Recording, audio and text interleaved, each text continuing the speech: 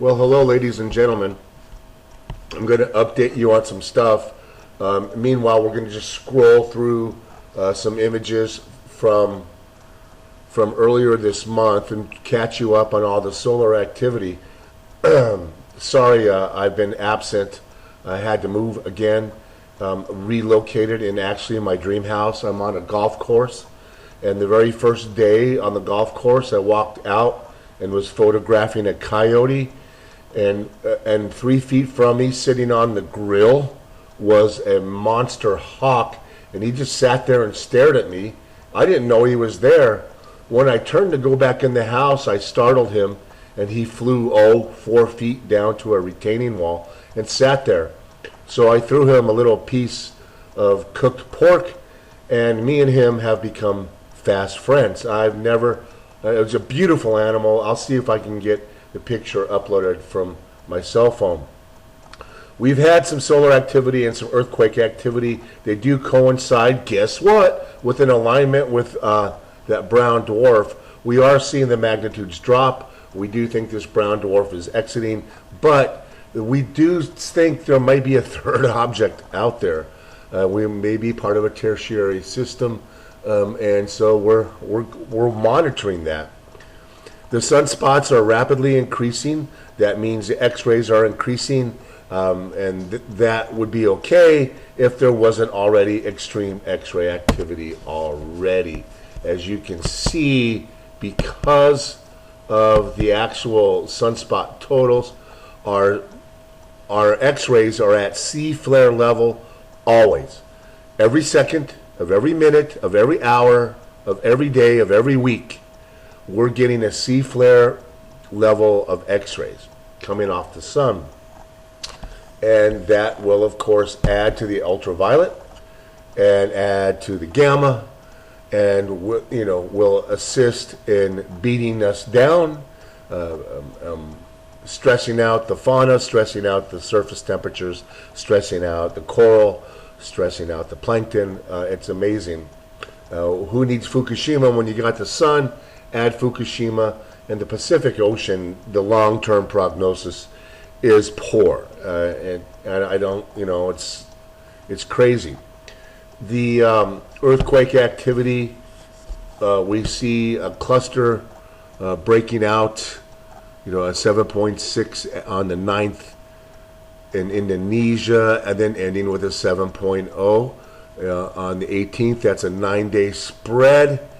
And then a couple days later, some 6.8s. Well, those are significant and usually indicative of a large body alignment. At Jupiter, Earth had swung through an alignment with Mars, which is a minor player, but it did swing through a 90-degree alignment with the Sun and Jupiter, and then quickly aligned itself directly with Mars, and you know what? And here comes the earthquakes. We go back to the flare activity, and you can see the baseline just is not coming down. It's not coming down below 10 to the minus 9. It's up at 10 to the minus 7. Well, and I've showed you over and over and over again, actually during solar maximum, we at the start of solar maximum 2011, at the end 2017, we showed you that blue line was down to 10 to the minus 9th. So why in solar minimum was it up to 10 to the minus 8th? Well, we all know, you know the answer because you watch this channel. So we're going to scroll through some images, and I'm going to update you on what's going on. I'm alarmed by the state of the medical community since COVID. It's been absolutely 100% a ghastly, alarming, third world, Nazi-like medicine. If you're a cancer patient, and especially on Medicare or Medicaid or Calcaid or whatever, all those state-run Medicaid issues, you're in trouble if you get cancer. The problem is first of all, it seems like they've modified the treatment protocols. Before it's like do everything we can to save you. Now they're just writing you off. They're like, well, we can't save you, and basically they're not intervening. They talk about buying you time, but if you look, just use me as an example. I got a clean bill of health in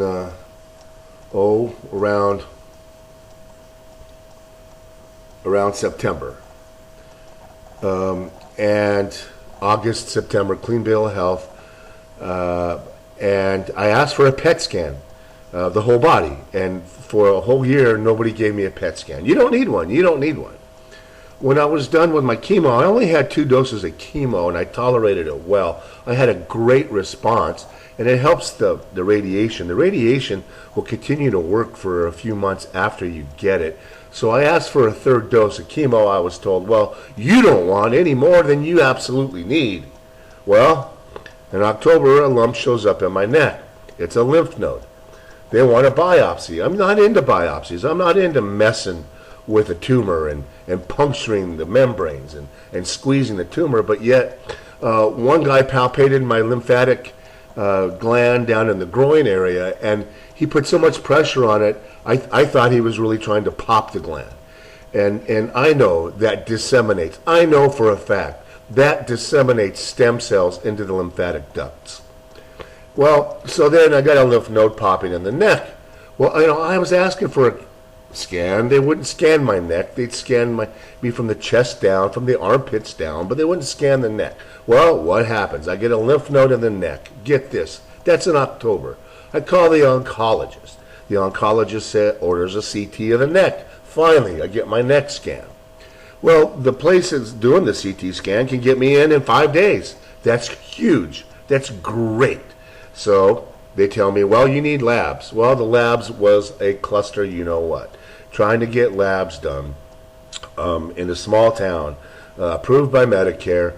Well, it turns out that the imaging place could have done the labs themselves. They had an instant test to test your kidneys, right? They want to make sure your kidneys are okay so they can give you the dye. Well, guess what happens? So they push it out another week. Well, then I go get the labs done, and yet they didn't get them. I asked the Sonora Quest to fax them over to the imaging place. They didn't get them.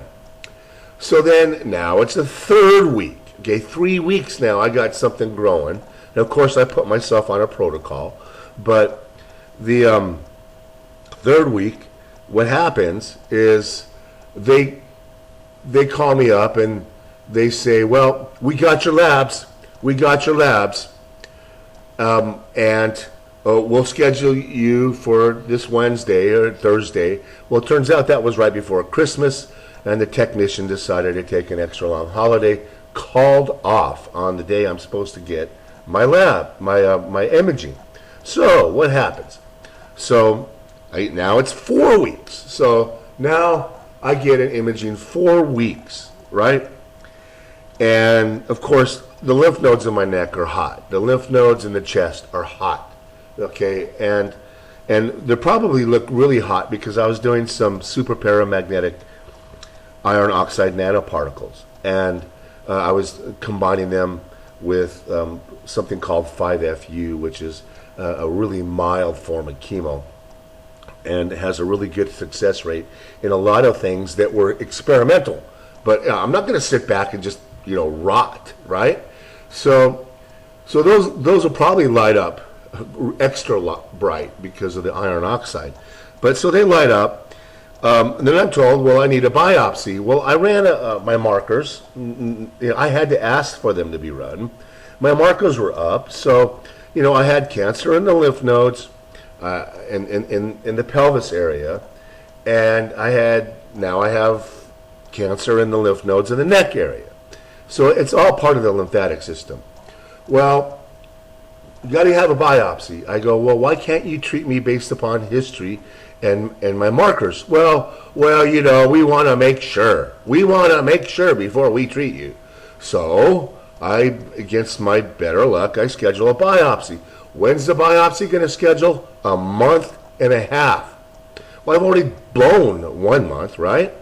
So I had to figure out how to get a biopsy, and I'm usually against biopsies. But so I went ahead and got my port clogged. My port, which I just received 1 dose of chemotherapy through.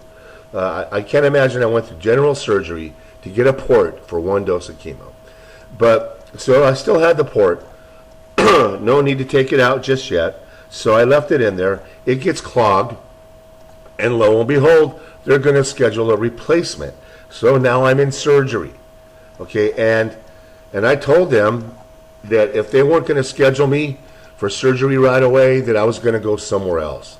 And this hospital, I knew the hospital, that was their bread and butter, was surgery. Medicare pays for 100% of surgeries. So, and having somebody who worked in surgery, they said that they would push me in. They would double book me. They would put me in at the beginning or the end of a day. So next thing you know, the lady that was going to schedule me for surgery down the road says, "We can get you in tomorrow." So yay. So all of a sudden, now at 6 a.m., I'm there laying on a table. The surgeon's looking at me, and I'm telling him, the port may have unclogged because there was a dissolving medicine in there that dissolves clots. And but I said, I'm scheduled for a biopsy in a month and a half from now. I go, you would do me a big favor if you would just do that biopsy while I'm in front of you. And then he goes, well, I'm the surgeon, and I do biopsies, and I got you here. I might as well do it, 2 for the price of 1. So I got my biopsy within days of the order. But what did I have to do to get it? I had to clog a port, end up in surgery, threaten to go to a different hospital just to get in the room where the surgeon is. So here we are now. I get my results back, and of course they're positive for the same type of cancer that was in the pelvis lymph nodes. The same cancer, but they're worried that it might have a different point of origin. It may have originated from the pharynx. It may have originated from the throat. It may have originated somewhere down there, the trachea. And if that's the case, then, well, the chemo wouldn't change, but the diagnosis would. You wouldn't be terminal metastatic. You would have a second cancer, and that would be more treatable. But the chemo wouldn't change. So they're withholding chemo now. Now I have to get scheduled with an ENT to decide if this cancer in my throat, in my lymph nodes, to decide whether it's metastatic or a different origin, even though it's the same freaking cancer, squamous cell. So I'm getting run around. I have no clue when they plan on treating me. They say, well, we want to extend your life. Well, you can't extend somebody's life very effectively if you let the cancer just grow for 3 months. That's just unheard of. That's never been the standard of care. Getting cancer was always an urgent thing. Get treated ASAP. Remember, early detection leads to early intervention. And the hallmark, the cornerstone of all successfully treated cancers that are treated by the traditional medicine, the cornerstone of all successful outcomes is early intervention. So if they're going to extend my life, they would do a lot better job if they would intervene. So of course, I'm pounding it. I'm doing IV vitamin C. I'm trying to get IV ozone, and my veins are not any good, and people don't want to use the port, and I'm just putting out one fire after another. Meanwhile, I'm trying to move in. I'm trying to decorate. I moved into a house. I got to buy all new silverware, and I got to buy. There's no food. There's no artwork. There's nothing. It's just a house. It's a beautiful house. It's over the top. I have a bar, even though I don't drink hardly. But it's beautiful. It's got huge TVs in every room. It's got a jacuzzi tub. It's on a golf course. It's in a beautiful neighborhood, well groomed, well manicured. I got citrus trees growing everywhere, up and down the street. I have so much citrus, I can't eat it all. So this is a great place. That's my story, and that's your story. If you have cancer, you're going to get strung along. And so, I know I probably would not even be functional today. With cancer in your neck, it puts pressure on your head. It interferes with the blood flow to the brain. It causes lymphedema, which causes the brain to swell. It interferes with your swallowing, and so far I've been staving off 90% of those symptoms, and I still haven't reached my target dosing on the vitamin C and the IV ozone. I have not been able to get there, mainly because I don't have the money. I am expecting to come into inheritance. Mom had passed away. Her house had sold just last week. It had closed, so I'll be coming into some money that I can afford to go all out. But waiting on traditional medicine has been a joke. It's just been a joke. And I feel sorry for anybody who gets cancer. Now, I make a cancer tea. I've sent some off to somebody. I owe them a second batch. I like to hear from them and see if they've tried it, how it works. The cancer tea is something I get sick of drinking. I get sick of making it. It's time consuming, but I'll be making a new batch on this tonic.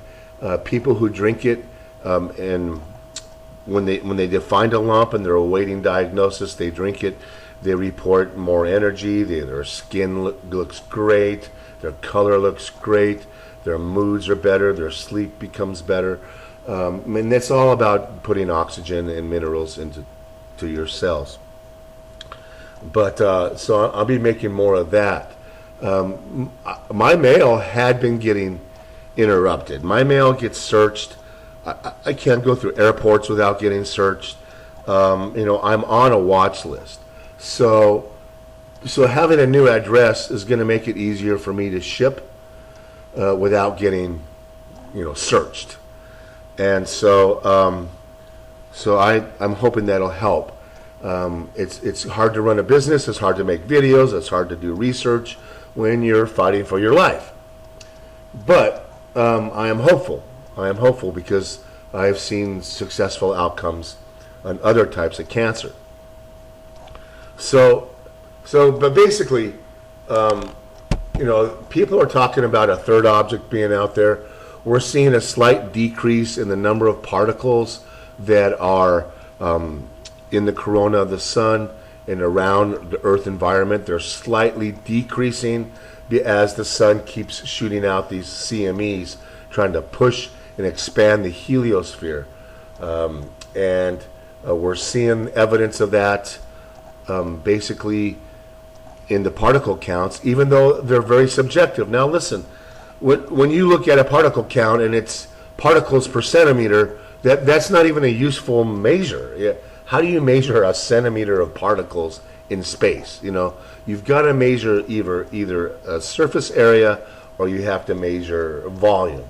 So you've got to measure centimeters cubed or centimeters squared. In the old days, it used to be meters, meter square irradiance. Particles were per meter squared, per meter cubed, but not per meter, just meter, 1 meter. 1 meter of particles. So it's very subjective now, trying to hunt down the particles when you have 3 different particle counts that are giving you 3 different units. You really have to do the conversions. Now, and we're still seeing millions of particles per cubic meter. Hundreds of millions of particles per cubic meter is the way that's going out. So you still, now is not the time to relax about the sun.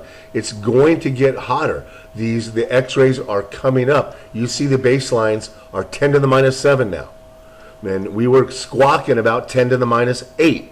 And we told you that it was going to go to 10 to the minus 7 in 2023. We warned you about that a year in advance.